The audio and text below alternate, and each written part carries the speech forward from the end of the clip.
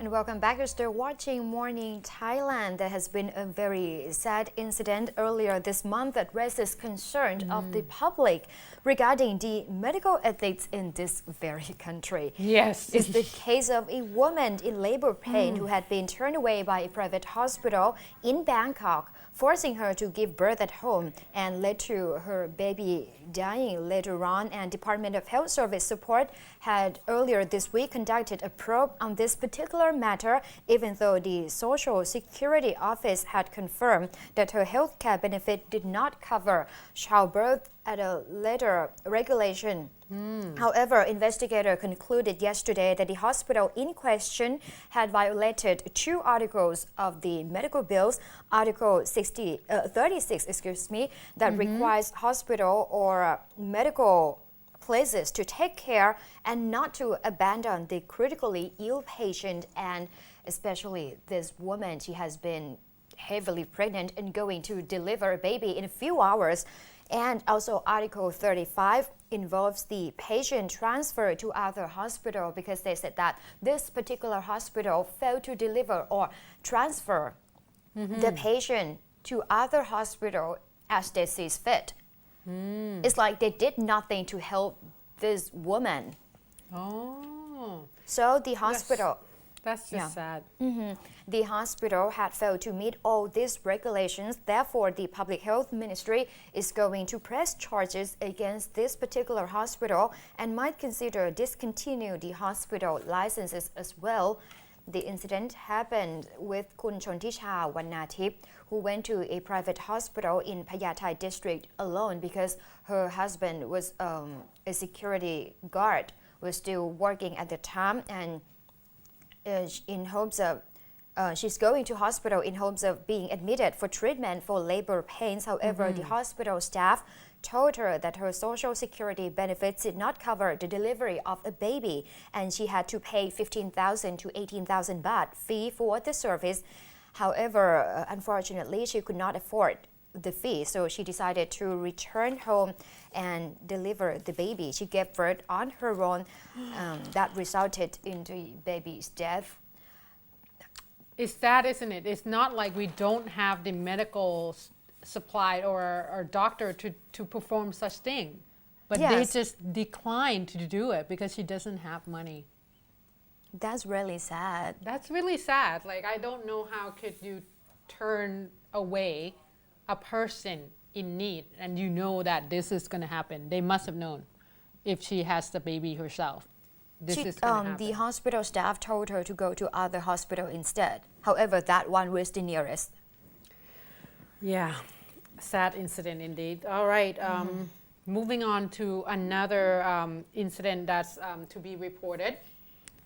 Like I have mentioned, there has been a talk already about the adjustment, a little bit of adjustment in terms of trying to get a little bit higher grade. I think it's in line with the quality. And we talk about the fact that the OBEC, or Office of Basic Education Commission, that has been quite active lately, trying to improve the quality of the education in Thai students. Now, at this point, there has been a talk already that the Education Ministry will, or at least considering at this point, that they will increase the grade. So for in Thailand, grade 9 to grade 10, that's when you have to pass an exam in order to pass on into the high school level. However, if you did not pass it and you want to remain in the same school, you're required to have certain amount of grades. At this point, we use number grades, so that meaning that you have to have about 2.0 to pass on to it. However, they say that there has been a talk that instead of a 2.0, and a lot of the education officials believe that it's still too low to request 2.0. So at this point, there has been a talk, especially from the OBEC itself, Kun Apichat Jirawut, saying that Kun Chatarun Chai Sang, the Minister to Education Ministry, has said that they will increase it to 2.5. Oh, 2.50.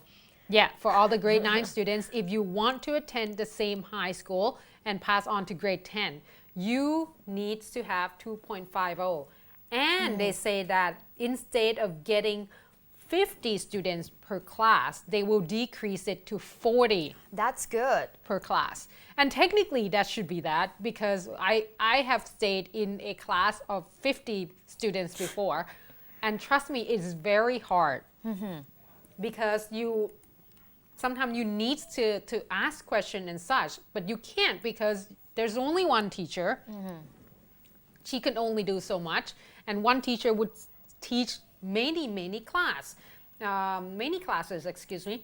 So at this point, they say that this is still not regulated yet, but they are thinking about it, exactly. But they say that it will try to do it soon, because the 2014, they actually trying to get it to the 2014 semester or the education period. So meaning that if you have children in grade 9, warn them, or at least get grade 8, grade 8ers should actually be aware now that if you want, you should actually get your grades at least 2.50. And this is in line with the fact that they're trying to get more students to go into the vocational lines instead of.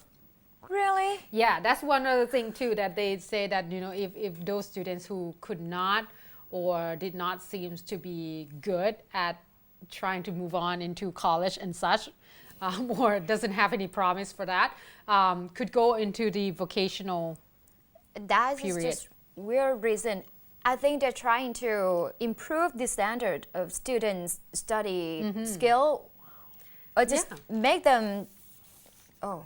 Well, this one though, just to give them a little bit more, lenience here or understanding, they say that this is so that they would improve the vocational education as well, and that would create a little bit more labor for Thailand itself. But we'll see whether or not this is going to work. Oh, that's really a long-term plan. And moving on to another good news here, as I said, now Thailand has been enjoying visa restriction that has been lifted between Thai and Japanese government already, and a lot of Thai tourists have been traveled to Japan during this time.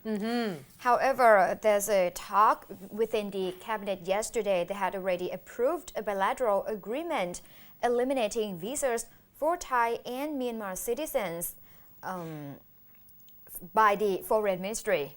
In this particular proposal, they said that the visa restriction would be lifted for air travelers who would be staying up to 14 days in each country. Only air traveler. Only air travelers, yes. The plan will cover only travelers from 2 countries using only 23 designated Thai airports. That means you have to depart or just land in this particular airport, including Suvarnabhumi Airport and Dongmueang Airports in Bangkok, Mae Hong Son, Chiang Mai, Chiang Rai, Hat Yai, Phuket, Nan, Pitsanulok, แม่สอด in Tak Province ขอนแก่น นครราชสีมา อุดรธานี อุบลราชธานี กระบี่ ตรัง นราธิวาส ระนอง สุราษฎร์ธานี หัวหิน in ประจวบคีรีขันธ์ Province สมุย in สุราษฎร์ธานี สุโขทัย and อุตภเปา That's quite a bit. Right? 23. That's covered. Yeah, I mean, the chances are you're probably going to get to be one of those anyway, in one of those. Yes, of course. And there's a tourist who had been to Chiang Rai or Tak provinces, and they want to cross border to Myanmar unintentionally and unplanned. So that means they have to ask for visa, but that's only like 50 baht visas just for 3-day stay in Myanmar if you want to cross to Myanmar. Yeah. Okay. That's the plan that would facilitate visitors on a short-term visit. However, the agreement will come to effect only after both countries sign the agreement with the Foreign Ministry, represent Thailand in the signing ceremony with Myanmar. However, the date has not been set yet. And there's a possibility that the arrangement could be cancelled by either Thailand or Myanmar if any incident happened. However, each side have to give notice 60 days in advance to each countries. All right, interesting. Well, we're going to have to wait and see whether or not this is going to boost the tourism industry. That's for sure. But I think the signing would not have any problem because that would boost the trade and also boost relationship between Thailand and Myanmar as well. Okay. All right, we're going to take a short break. When we come back, we're going to have a lot more updates in terms of political not analysis this time, but political news. Kun Shane is very sick today, so she can't be here. But we'll talk a little bit about politics in terms of the amnesty bill yesterday, as well as you have a tax deduction that coming up. So please stay tuned.